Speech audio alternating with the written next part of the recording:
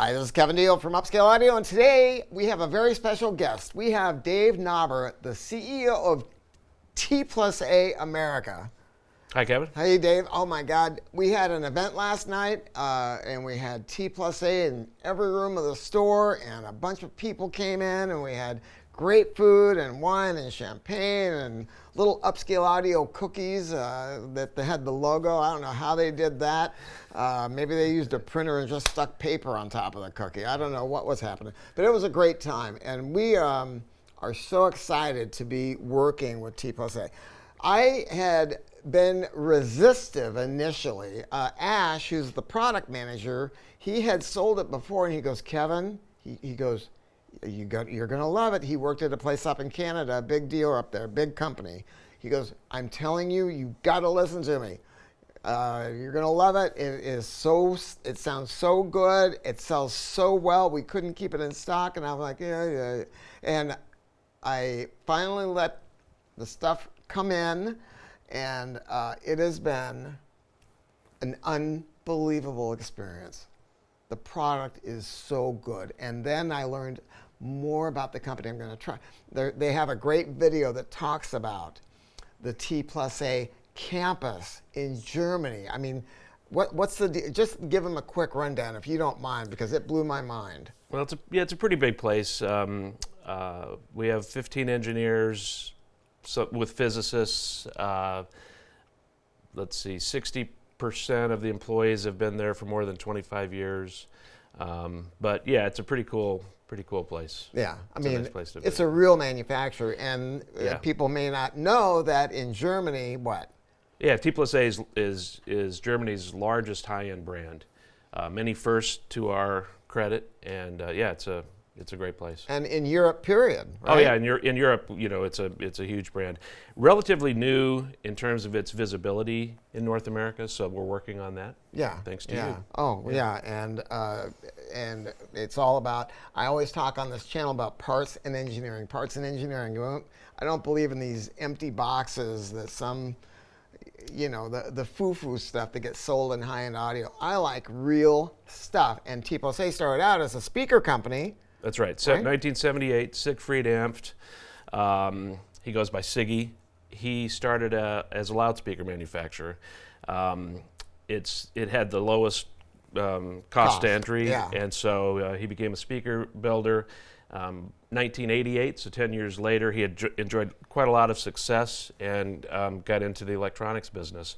Started with tube electronics, by the way. So we had vacuum tubes in components throughout the history of T+A, but over time, the number of valve components diminished until this remains the last component that uses vacuum tubes. Yeah, and it is really, really badass. And I got to tell you, when you hear this thing, oh, it is absolute butter. Underneath here, I decided, because you know how nosy I am, I started getting a flashlight.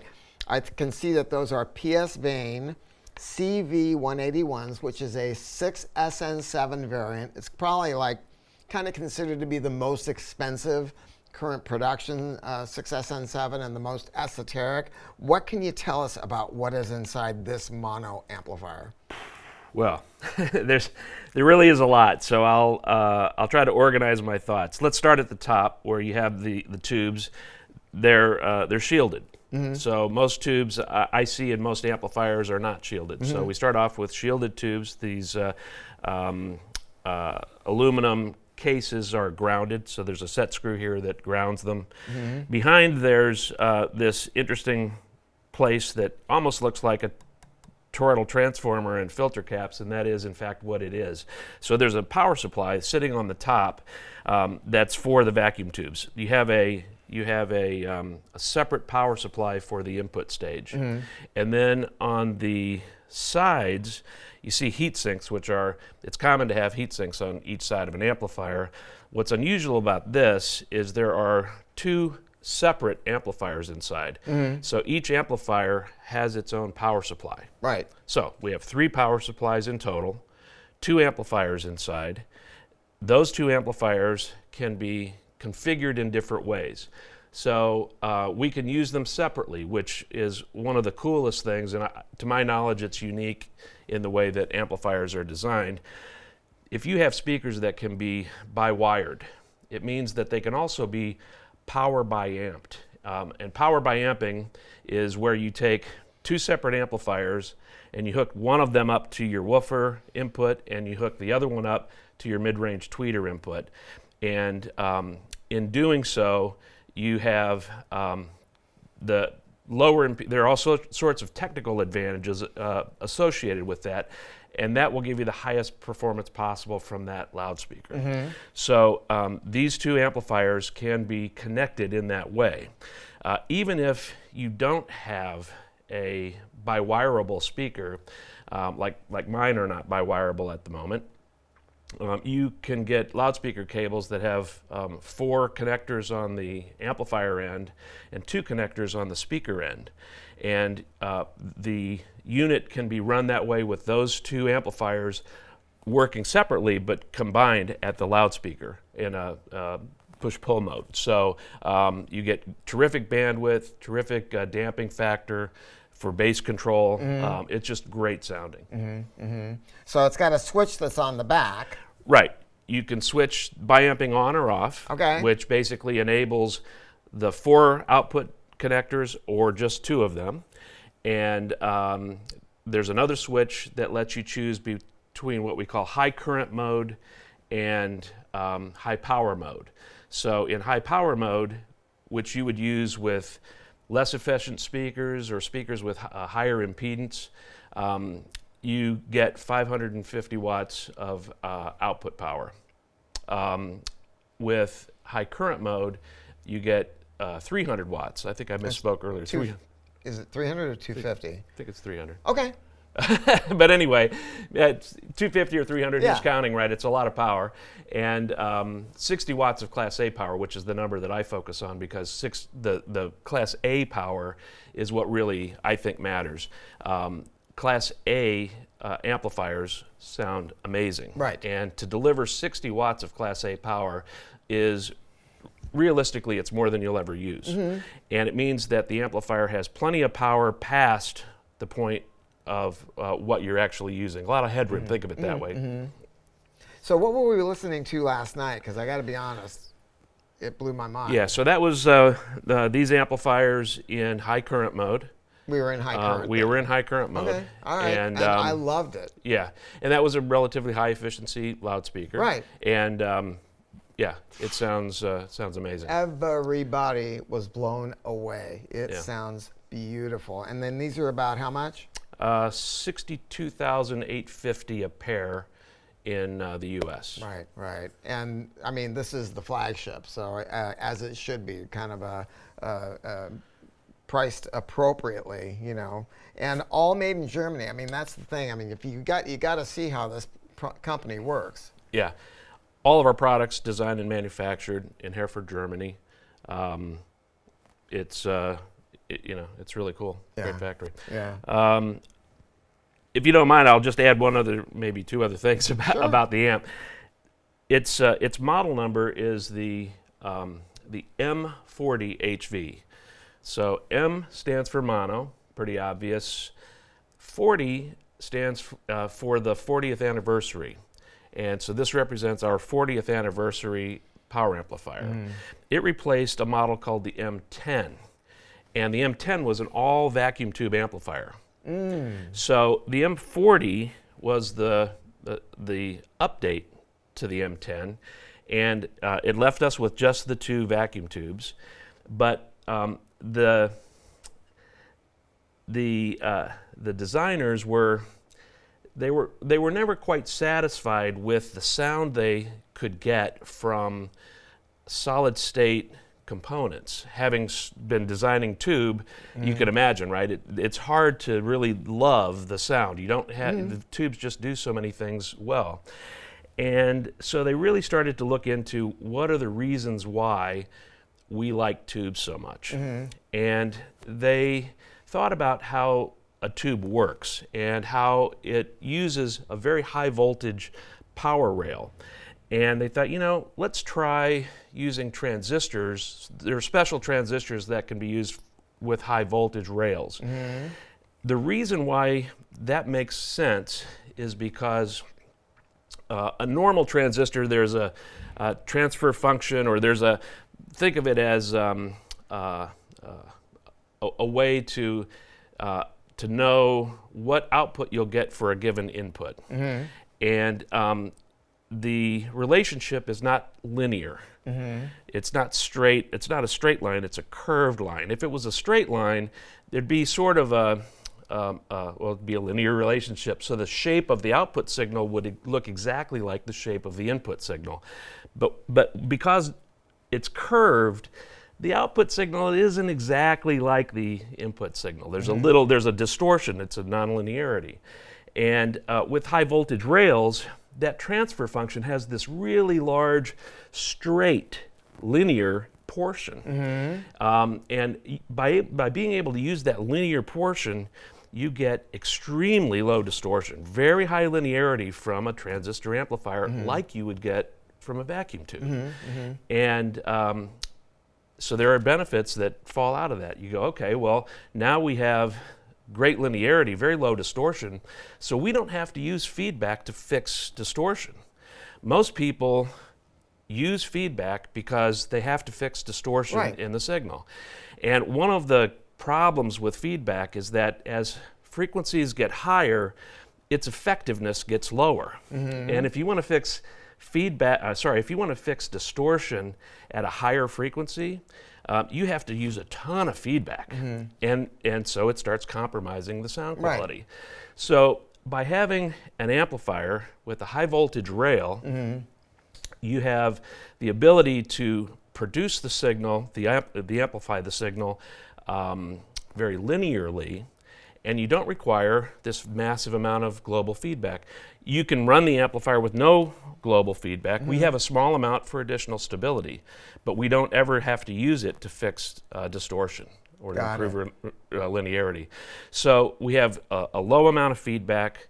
What happens in the end is that all of the characteristics that we care about, the distortion, the dynamics, mm-hmm. The frequency response, everything is uniform. In the noise characteristics, the damping factor, did I say that? Mm-hmm. All of these characteristics that you associate with the performance of an amp, you can look at at what they look like at each frequency, mm-hmm. and they're the same all the way across the mm-hmm. audio band. Mm-hmm. And that, in my experience, translates to a good sounding amplifier. So by using high voltage rails, we achieve this good sounding product, and that's why we call it HV, high voltage. So it's M40 HV. And then there's a whole series of products that we call HV, mm-hmm. and they all use high voltage rails. There's a disadvantage to high voltage rails. That is that the transistors that you buy, the parts that you buy that work in this condition are more expensive. Mm-hmm. So we're willing to pay that price because we see what the result is. Mm-hmm. And it's hard to argue with. Wow. Anything else that we're missing here? Oh, I don't know. Oh my God. Non-magnetic. Mm-hmm. All the HV products, actually all of our products have non-magnetic signal paths. The HV is the most extreme in that every single screw, every single part inside, with the exception, of course, of the transformer, you have to shield the transformer. Mm-hmm.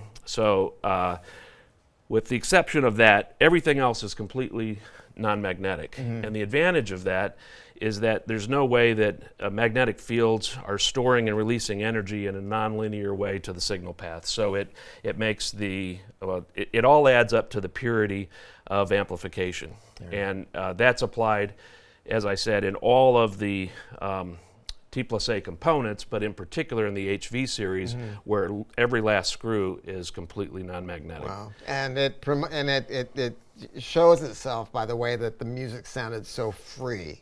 Yeah. Last night. It just sounded free. Yeah. Wow. Did we miss anything? Think we got it? Special parts. I mean, part of being non-magnetic is that you have to buy special parts. So, for example, we look at the binding posts. Mm-hmm. These are rhodium-plated binding posts that are custom-made for T+A. in order to have a completely non-magnetic path. And if you'll allow me one quick story, very impressive for me when I was first learning about the products at the factory in Hereford. The lead engineer was explaining how HV worked, and he was explaining everything, and he told me that they had to make special parts, and so it's an example, the binding post. And he said, we have special capacitors made. And I've been in the industry a very long time, and I have can I say bullshit? I have a bullshit meter that's really sensitive.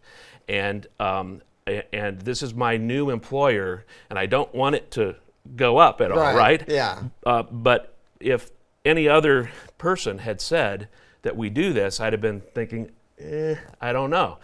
And so I was really curious to hear, what's he going to explain about these capacitors?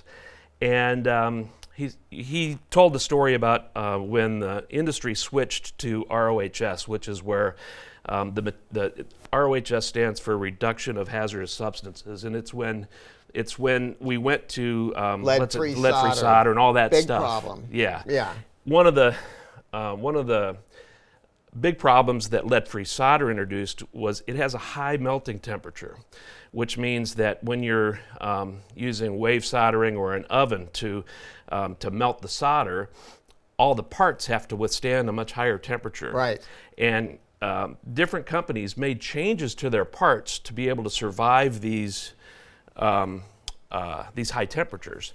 And this capacitor manufacturer had made those changes, but we didn't know about it. And they listened to the sound of the products with these ROHS parts, and something is not right. And so they investigated, and they found that the leads of the capacitor were magnetic. Oh, no kidding. And so they went to the manufacturer and they said, look, we'll buy a gazillion of these caps if you'll make the special versions that are for us, that are more sensitive. We'll solder them by hand. That's why this stuff costs what it costs. We have to do these things. And so they did that. And so he reached in his pocket and he held out a handful of the capacitors. And I recognized the brand. I'm familiar with them. And in his other pocket, he had a magnet. And he put the magnet in his hand. And when he lifted the magnet, about half the capacitor stuck to the magnet. And he said, these are ours. Right. I said, okay. Right. Bullshit meters down to zero. Yeah. Cool stuff. Oh, wow. That's super cool. So, look, I want to thank Dave. I got to say something else. Go look at the video on speakers, and I'm going to make something on this DAC 200. I did not, to be honest with you, get to experience it until last night because it's a little box, and then I learned about how they do the volume control. This is heady shit. This is not bullshit. I mean, and this is all about what a German company can do if they really apply themselves to it, and they've got the engineering prowess. And I believe now that T+A does. So I want to thank Dave for coming out here and sharing with us. If you want to check out their products, their HV products, come to our beautiful 10,000 square foot store. Talk to my non-commissioned salespeople who are being fully trained on all of their products, and we will make sure that we treat your system like it's ours. Thanks, Dave. Thank you.